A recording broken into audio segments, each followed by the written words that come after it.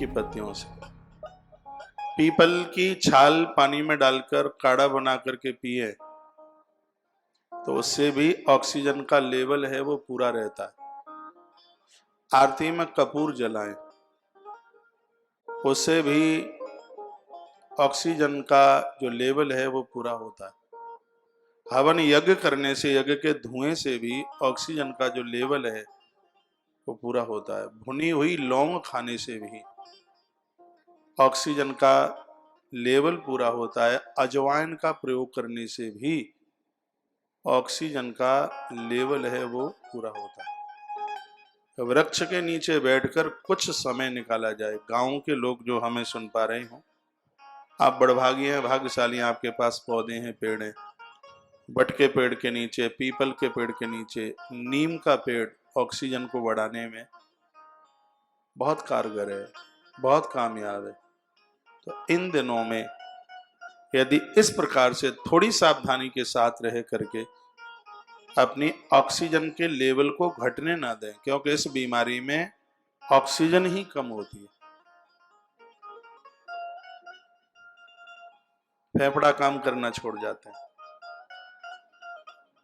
इसलिए तो बराबर इतना जोर दिया जाता है, पेड़ लगाओ, पेड़ लगाओ, पेड़ लगाओ। तो यहां से कुछ चीजें मैंने आपके बीच में निवेदित की हैं। अजवाइन को भी प्रयोग में लीजिए, कपूर को भी प्रयोग में लीजिए, लौंग प्रयोग में लीजिए, पीपल की छाल प्रयोग में लीजिएगा। दिन में ज्यादा सोने से और रात में ज्यादा जगने से ऑक्सीजन का लेवल नीचे चला जाता है। इतनी कोशिश कीजिए, दिन में आप सोए नहीं, स्वाध्याय करें, और रात में जगे नहीं, रात में पूरा टाइम सोइए।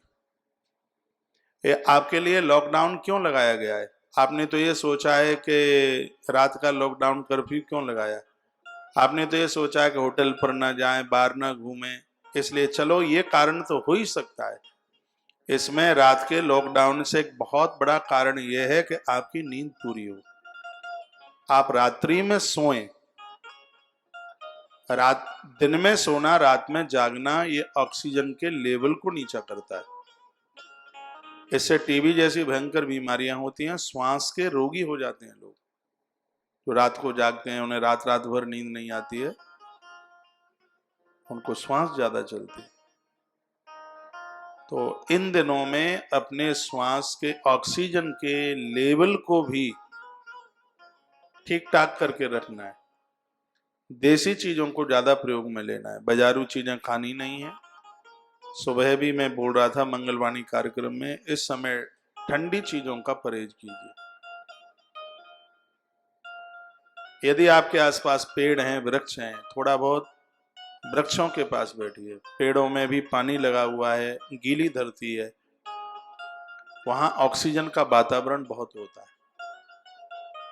तो ऐसी जगह पर कुछ समय के लिए अपना जीवन का निर्माण कीजिए। जो लोग गांवों में हैं वो शहरों में ना भागे। इतने बड़े भूचाल में भी साल में ये बीमारी गांवों में कम पहुंच पाई, ना के बराबर थी। वो भी शहर से लोग लौट के गांव में चले गए तब फैली, ये तो गांवों में थी ही नहीं, क्योंकि वहां वृक्षों की मात्रा ज्यादा है, वहां खान पीन बिल्कुल देसी है। वहां पर यह